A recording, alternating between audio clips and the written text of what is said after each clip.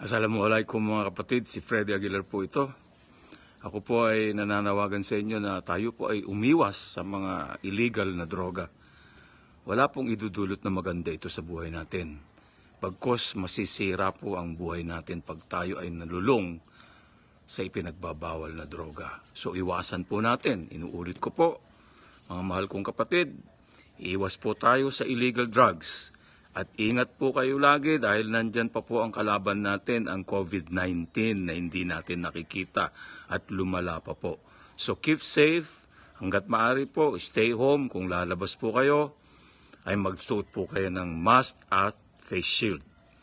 At ngayon po, binabati ko po kayo ng isang magandang araw. At muli, iwas po tayo sa illegal na droga. Wala pong magandang idudulot dyan. Salam.